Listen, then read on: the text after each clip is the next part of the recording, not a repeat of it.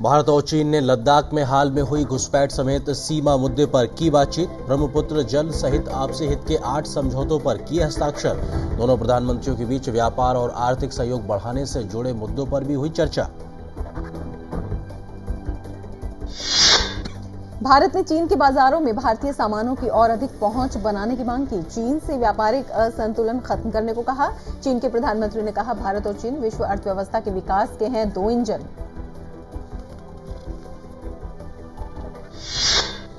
चीन के प्रधानमंत्री ने उपराष्ट्रपति हामिद अंसारी, यूपीए अध्यक्ष सोनिया गांधी, विपक्ष की नेता सुषमा स्वराज से की मुलाकात। उपराष्ट्रपति ने चीन के प्रधानमंत्री ली केचियांग के साथ आए शिष्टमंडल से भी की बातचीत।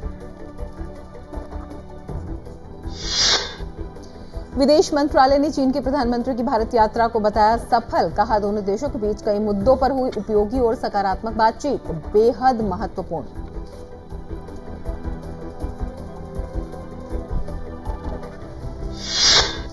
उत्तर प्रदेश के लोकायुक्त ने स्मारकों के निर्माण में करोड़ों रुपए का गबन करने के लिए मायावती सरकार के 2 पूर्व मंत्रियों समेत 19 लोगों पर मुकदमा चलाने की है सिफारिश।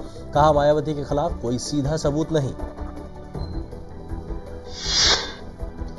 सुप्रीम कोर्ट ने कल गुणवत्तापूर्ण शिक्षा के बारे में जताई चिंता। कहा, विभिन्न राज्य सरकारों द्वारा अस्थायी आधार पर प्राथमिक शिक्षकों की नियुक्ति के लिए अपनाई जा रही नीति में उनके समुचित शैक्षिक योग्यता के पैमाने का नहीं रखा जा रहा ध्यान। कांग्रेस उपाध्यक्ष राहुल गांधी ने आगामी लोकसभा चुनाव की तैयारियों की है समीक्षा। दिल्ली स्थित जवाहर भवन में अमेठी के पार्टी पदाधिकारियों से की उन्होंने कल मुलाकात।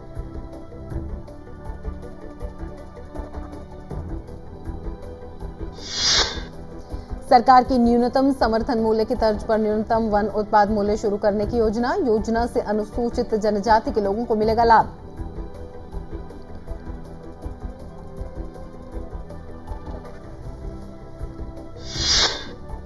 अफगानिस्तान के राष्ट्रपति हामिद करजई 3 दिवसीय यात्रा पर भारत पहुंच चुके हैं। करजई को राष्ट्रपति प्रणब मुखर्जी ने डॉक्टरेट की मानद उपाधि से सम्मानित किया।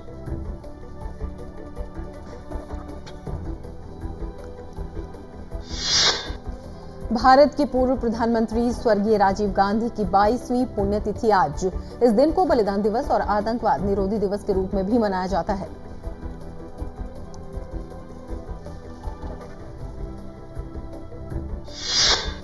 पाकिस्तान के पूर्व राष्ट्रपति परवेज मुशर्रफ को बेनजीर भुट्टो के हत्याकांड मामले में देश की आतंकवाद निरोधी अदालत से मिली जमानत, लेकिन 2 अन्य मामलों में घर में ही रहेंगे नजरबंद।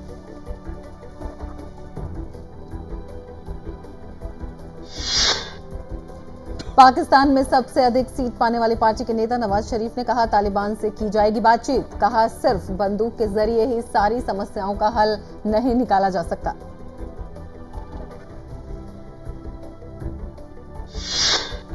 अमेरिका में ओक्लाहोमा शहर के एक इलाके में भयानक समुद्री तूफान से जनजीवन हुआ बुरी तरीके से प्रभावित। एक स्कूल सहित आसपास के कई घरों को भी पहुंचा भारी नुकसान।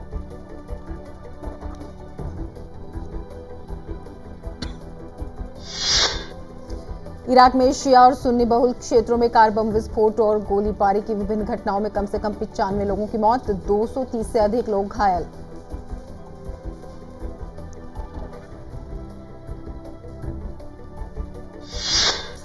अंतर्राष्ट्रीय बाजार में दाम घटने से सोमवार को घरेलू बाजार में भी सोने के भाव घटकर पिछले 21 महीने के न्यूनतम स्तर पर। सोने का आयात कम करने के लिए और कदम उठा सकती है सरकार।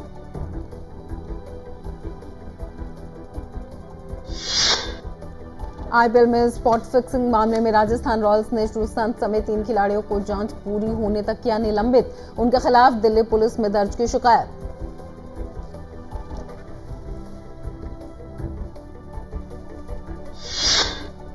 दिल्ली पुलिस आयुक्त तो नीरज कुमार ने कहा, क्रिकेट खिलाड़ी श्रीशांत को बुकीज ने कर रखा था फिक्स। कहा कि कुछ अंडरवर्ल्ड अपराधियों के फोन की निगरानी से घटनाएं हुई उजागर।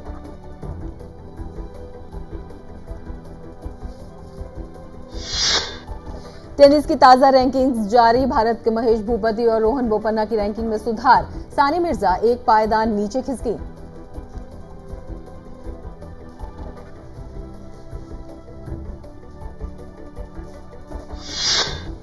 उत्तर भारत भीषण गर्मी की चपेट में। पंजाब, हरियाणा, हिमाचल प्रदेश, राजस्थान और उत्तर प्रदेश में तापमान में अचानक उछाल। राजस्थान में 48.2 डिग्री सेल्सियस के साथ चुरू सबसे गर्म रहा।